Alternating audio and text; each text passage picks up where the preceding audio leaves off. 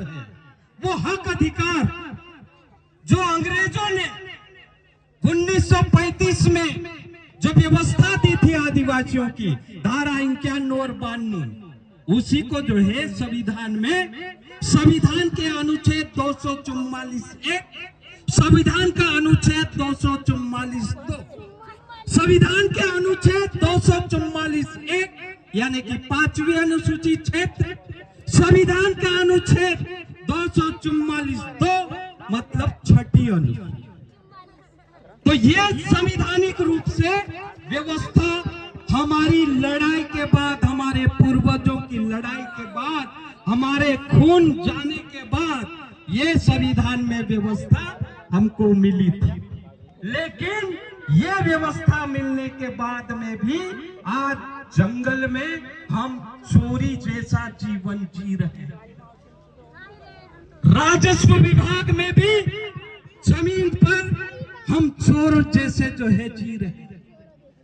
कहीं न कभी भी पुलिस आके पकड़ ले जाता, कभी फॉरेस्ट आके पकड़ ले जाता, कानून कायदा जो है पता ही नहीं। तो इस प्रकार से जो है व्यवस्था संविधान में है साथी।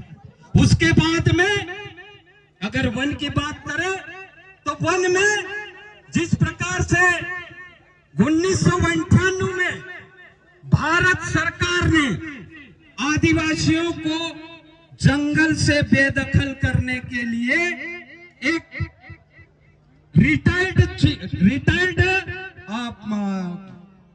कंजर्वेटर, उसको जो है पर्यावरणवादी बताकर सुप्रीम कोर्ट में केस लगवाया। कंजर्वेटर रिटायर ने सुप्रीम कोर्ट में केस लगाया कि पर्यावरण खत्म हो गया है, पर्यावरण को बचाना है, इसलिए आदिवासियों को जंगल से निकालना।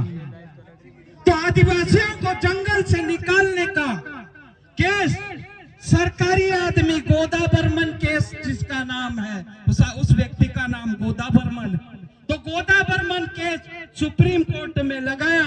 और सुप्रीम कोर्ट में कौन से जज के सामने लगा? महत्वपूर्ण विषय है साथियों, समझने की जरूरत है कि गोदा बर्मन का केस कौन से जज के पास में जाना चाहिए? जो जज मध्य प्रदेश के हाई कोर्ट के जज अरुण मिश्रा, जिनका नाम था अरुण मिश्रा की कोर्ट ने मध्य प्रदेश में आदिवासी कर्मचारी अधिकारियों का आरक्षण में प्रमोशन का डिमोशन करने का फैसला दिया था। वो जज का प्रमोशन मध्य प्रदेश सरकार ने करके सुप्रीम कोर्ट में बिठाया था, और वो आदिवासी विरोधी सुप्रीम कोर्ट का जज, उसी के सामने ये गोदा बर्मन ने जंगल से आदिवासियों को निकालने के लिए केस लगाया 1998। उस केस का फैसला आया साथियों सन 2000 में।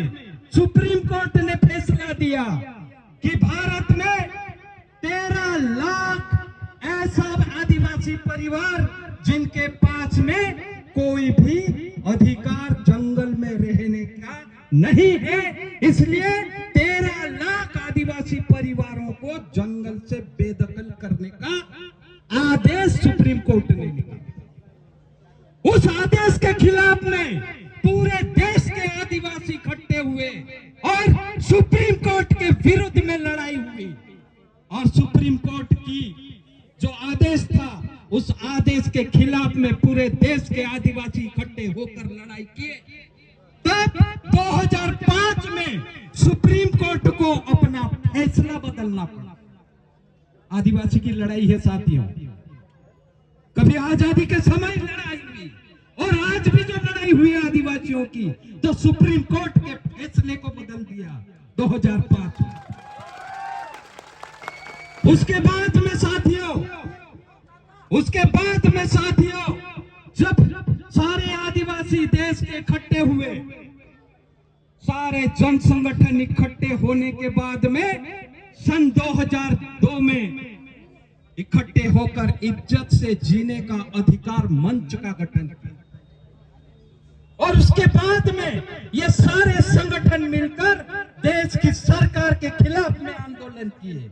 संसद का घेराव किया और संसद को एक बिल बना के दिया और उसके बाद में संसद को इतना मजबूर कर दिया कि 2006 में वन अधिकार मान्यता कानून 2006 को लाना।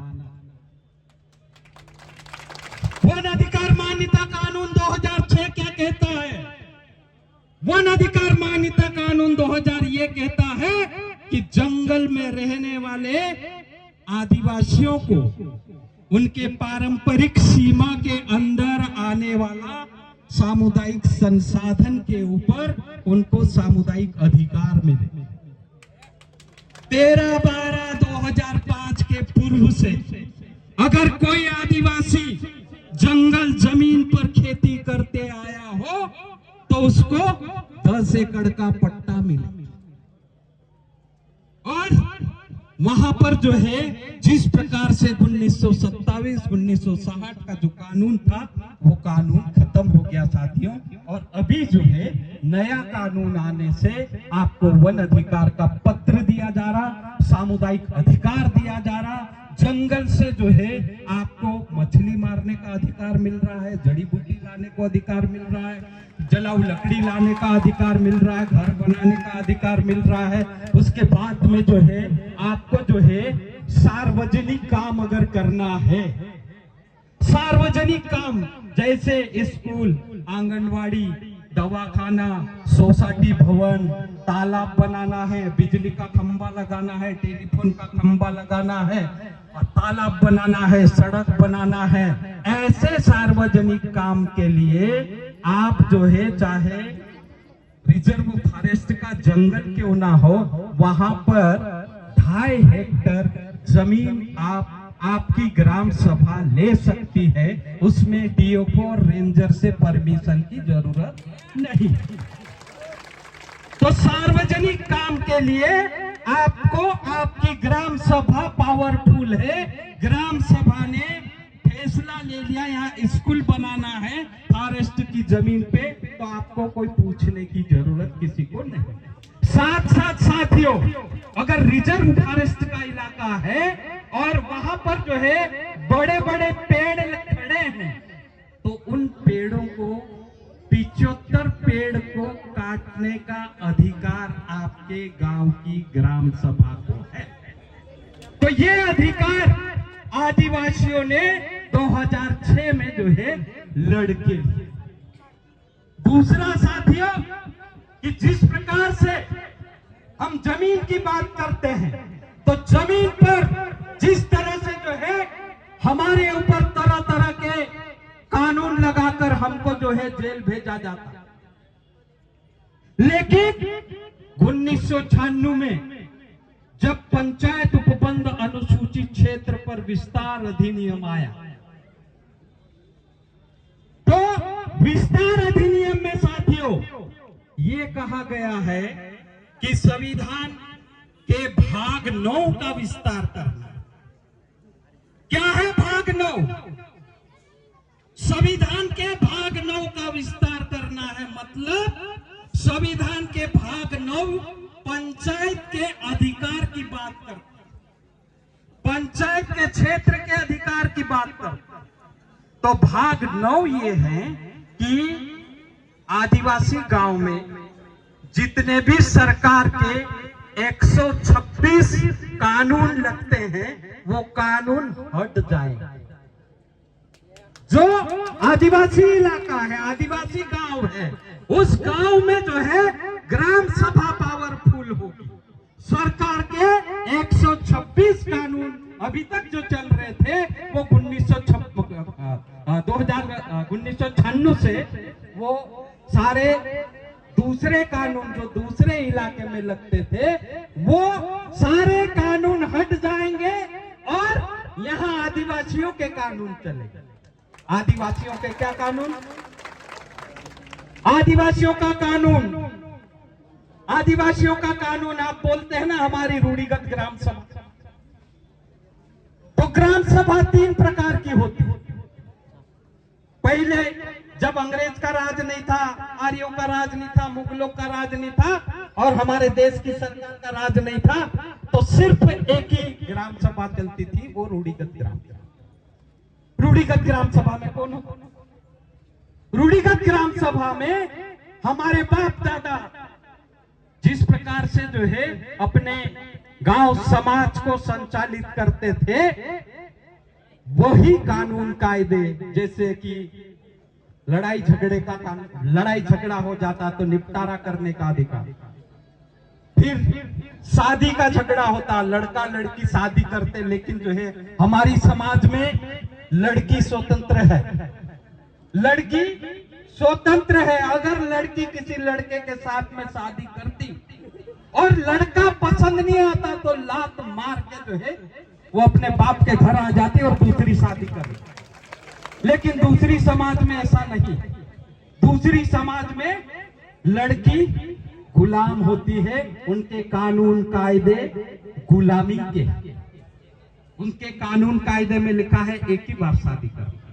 हमारे कानून कायदे में वो नहीं लिखा है एक बार करना या 10 बार करना, एक शादी करना या 10 शादी करना। तो ये ऐसे विवाद होते थे, वो विवाद परंपरा से चलते आए। उस परंपरा से जो चलते आए उसको हम कहते हैं परंपरा और रूढ़ी। रूढ़ी और परंपरा से जो कानून चलते आए वही कानून जो है पेशा कानून में जो है जोड़ा गया। तो रूढ़िगत ग्राम सभा के मुखिया होते हैं पटेल, पुजारा, वारती, गांव डाला, बारगाया और कोटवा, ये मुखिया होते हैं। उसके बाद में जो है सामाजिक ग्राम सभा। सामाजिक ग्राम सभा मतलब कि समाज की एक ग्राम सभा होती। कोई मर गया तो समाज क्या करता? मर गया तो जो है इसको कब निकालेंगे, इसकी रीति कौन करेगा, इसको जो है जलाएंगे कैसे, ऐसा जो है वो पारंपरिक ग्राम सभा होती है, परंपरा से जो चलते आ रही थी। तो वो ग्राम सभा तय करती बारवा कब करना है, फिर बाद में जो है गांव में दिवाली कब करना है, नवाई कब करना है, होली कब मनाना, ये पारंपरिक ग्राम सभा तय करती। उसके बाद में जो है पेशा की ग्राम सभा। तो पेशा की ग्राम सभा में ये सारे सरकारी कानून को जो है हटाकर ये नए कानून हमारे यहाँ छोड़े। तो उसमें एक तो विवाद निपटाने का अधिकार जो पारंपरिक रूप से हम करते आ रहे थे, वो विवाद निपटाने का अधिकार कानूनी रूप से हमको नहीं था। लेकिन पेशा कानून के बाद में हमको ये अधिकार मिल गया कि डकैती और हत्या को छोड़कर सभी फौजदारी और दीवानी मामले को निपटाने का अधिकार आपकी ग्राम सभा को। आपको पुलिस के पास में नहीं जाना। तो ये विवाद निपटाने का अधिकार। एक दूसरा जो है गांव की जमीन, अगर जो है कोई योजना या परियोजना के नाम पर कोई लेता है तो वो जमीन चाहे सरकार लो या कोई कंपनी वाला ले, तो वो जमीन लेने के पहले आपकी गांव की ग्राम सभा से सहमति लेना अनिवार्य है। बिना आपकी ग्राम सभा से कोई आपके गांव की जमीन नहीं ले सकता। अगर आपकी गांव की जमीन कोई गैर आदिवासी ले लिया है तो वो आपकी ग्राम सभा को अधिकार है कि आपके गांव की जमीन कोई गैर आदिवासी छल कपट से ले लिया है तो उस जमीन को गैर आदिवासी से वापस आदिवासी को दिलाने का काम आपके गांव की ग्राम सभा को करना है।